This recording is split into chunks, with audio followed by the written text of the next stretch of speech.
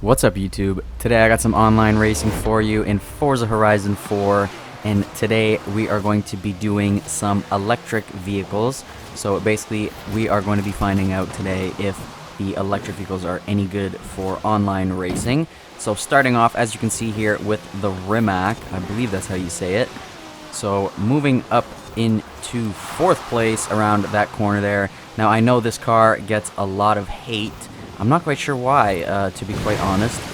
I know a lot of people basically just say that, it's only good for drag racing, and I respectfully disagree, and I will be making my case as we progress forward. So up into 3rd place here behind Farmer Dan. He really loves that Lego Ferrari F40. That thing is definitely good at handling, but me, I prefer something a little different as far as S2 goes. So we're going to pass him here as he goes off wide. See you later, Farmer Dan. I'm going to take my time as we avoid that car, and we are now up into 1st. So the reason I think people hate on this car is because it doesn't handle as well as a lot of other S2 cars. It can be quite slippery around the corners at times, but in my opinion, that is a small price to pay for the trade-off that you get in speed. Just for like a regular racing style build, this is probably the fastest that there is, at least in my experience. I haven't experimented with a million cars, but in all the S2 cars that I've driven, this thing is by far the fastest. So there we go, taking 1st place, miles ahead of everyone else.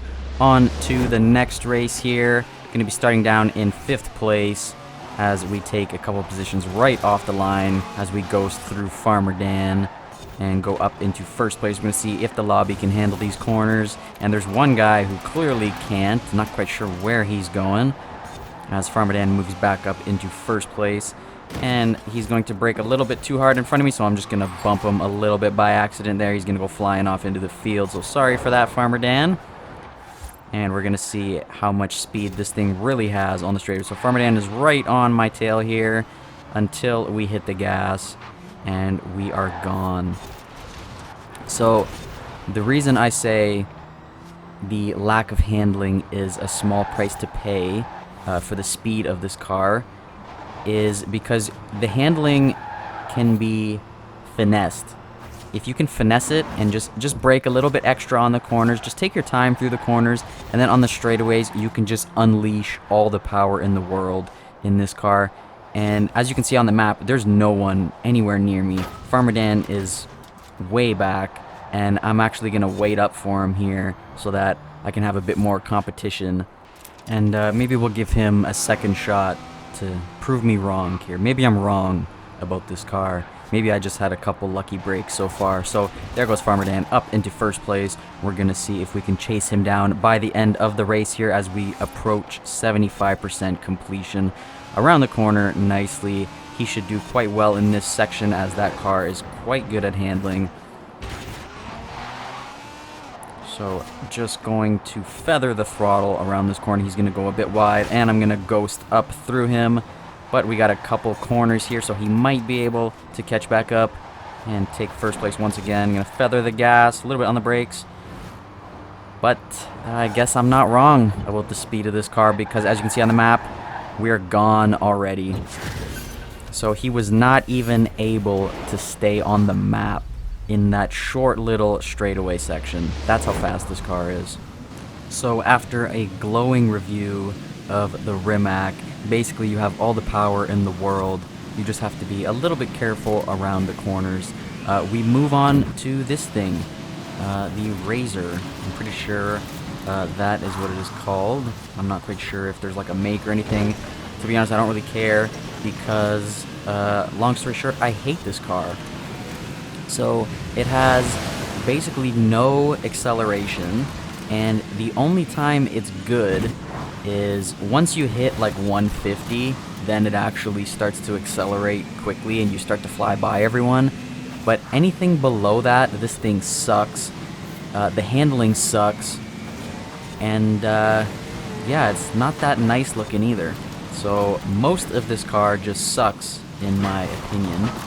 So here we are up in second place, miraculously, as we go through about 10 miles of fence posts there.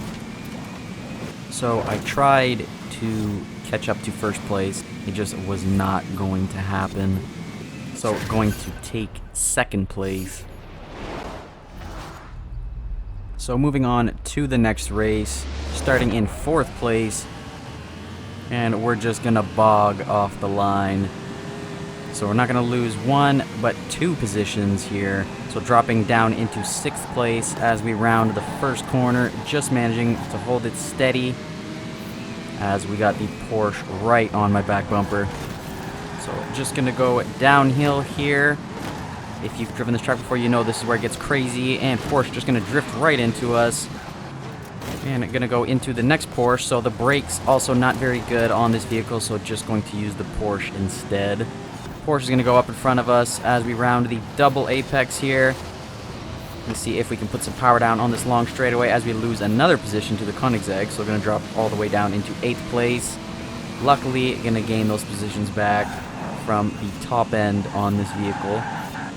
Unfortunately, most tracks don't have long straightaways like this. So that's the best we're going to be able to do on the straightaway. So we're going to go up into 5th place behind another Porsche. So 4th place going to go wide. Just going to take that position as we nurse the car through these corners. As you can see, the front of the pack is long gone, already finishing the race.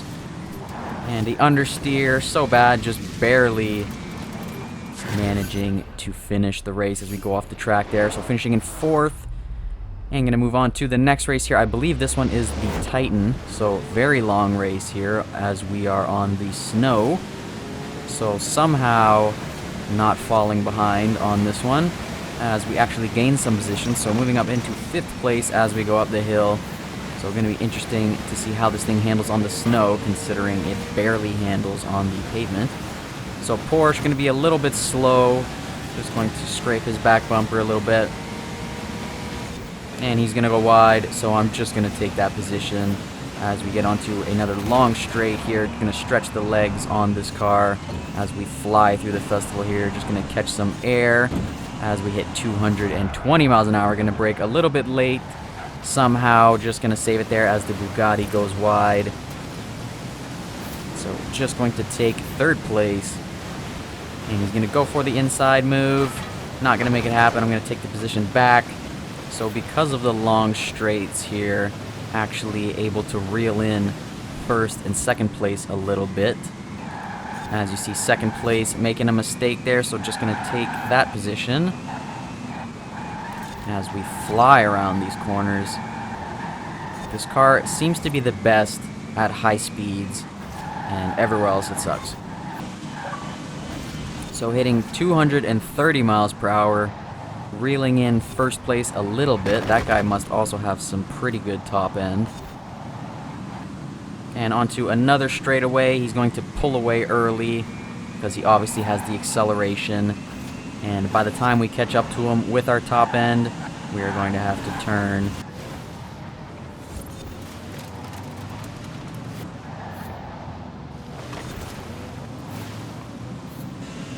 So after another straightaway, just giving me all the chances in the world, we finally catch up to him. But not really a good section to make a move. And we are back on the snow.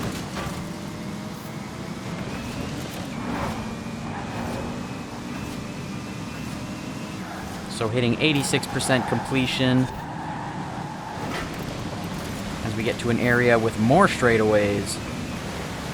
And the car's handling is going to bite us in the ass here as we once again lose our shot to pass.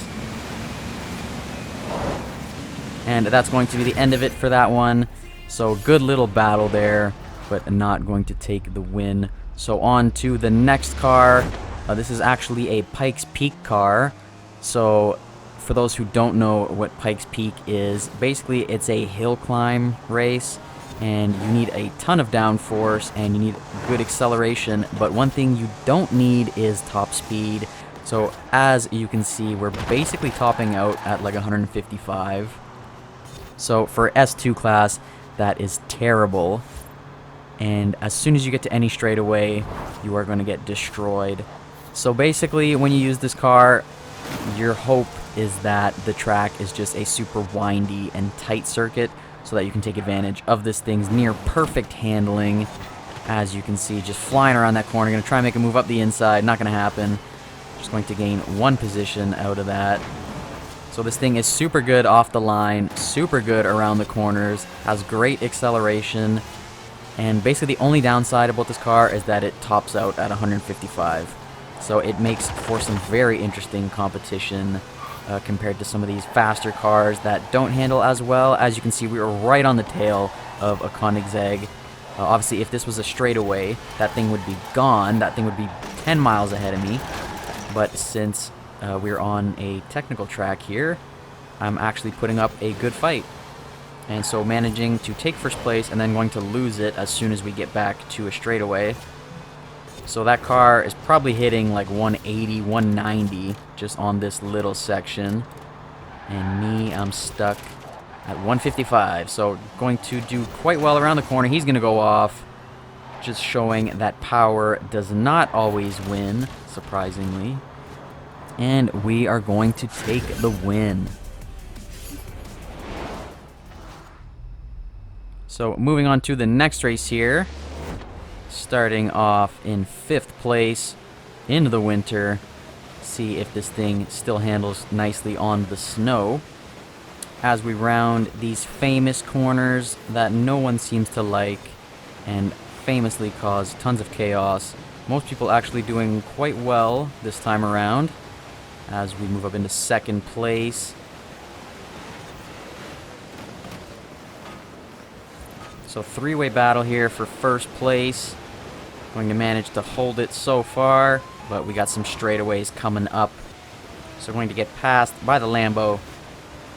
So back on the pavement here, going to see if we can make a move now that we have our handling back. So catching right up to the Lambo.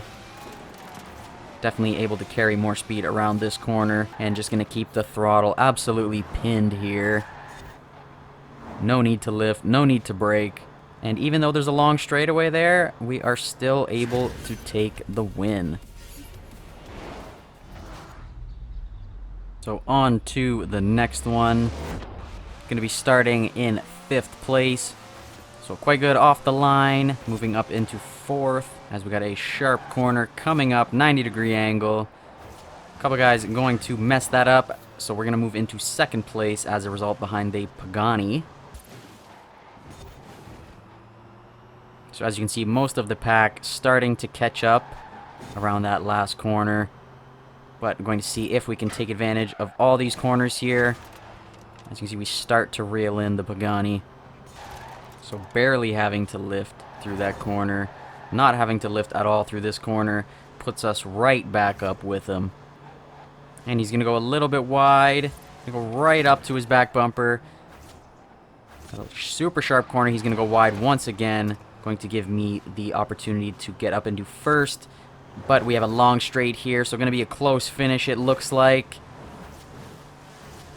And he's going to go wide around me. Going to mess it up, but still going to have enough speed to slide across the line there. So just going to take 2nd place on that one. So moving on to the next race, we got the Jaguar I-Pace or L-Pace. I'm not quite sure which one it is, if it's a capital I or a lowercase l. So here we are, 2nd place. This thing not doing so well so far, and we are being hunted down as we speak by a Shelby, a Lotus. You know it's bad when a Lotus is passing you in a straight line. So just a helpless feeling right now of just watching the guys in front slowly pull away. The handling on this vehicle is nothing better than average. It is just painfully average.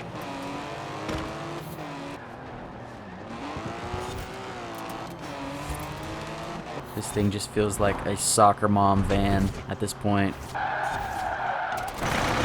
So this thing definitely sucking around the corners. So managing to catch up to the Lotus around those last corners. But then another straightaway as we finish in 3rd place. So going to give it one more go. as we start off near the bottom of the pack in 10th place.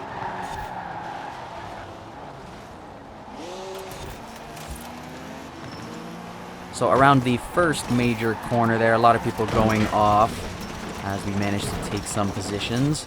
So even in a crap car like this, you can always capitalize on other people's mistakes. The Audi messing up a little bit there, so just going to go on the inside as we are behind Farmer Dan currently in his Hellcat, I believe. So who would have ever thought that this weird electric Jaguar would be racing a Hellcat? So we're going to try and make a move, but also trying not to ram him at the same time, trying to keep it clean. So the problem with this car is that it has no torque. So when you want to make a move, you basically have very little opportunity to do so. You basically have to be on the person's back bumper if you plan on making a move, because this vehicle just has no urgency. This thing has no pickup. No get up and go. So still behind Farmer Dan here, having a couple chances to make it happen, but just not able to do it. If this was any other car, I'm pretty sure I would have been by him by now, but this thing just super slow and sluggish. And on my screen, I ghosted out here, but on his screen, I didn't. So I definitely just slammed him right into a tree on his screen. So going to finish in 3rd place. This car is crap. Don't use it. Thanks for watching, guys. I hope you liked the video. Let me know in the comment section what you think about any of these electric cars. If you use them, how you do with them. And if you like this video, make sure to subscribe, hit that like button, and hit the notification bell so you get notified every time I post new content. It helps the algorithm, helps the channel grow. Thanks for watching. I'll catch you in the next one. Peace.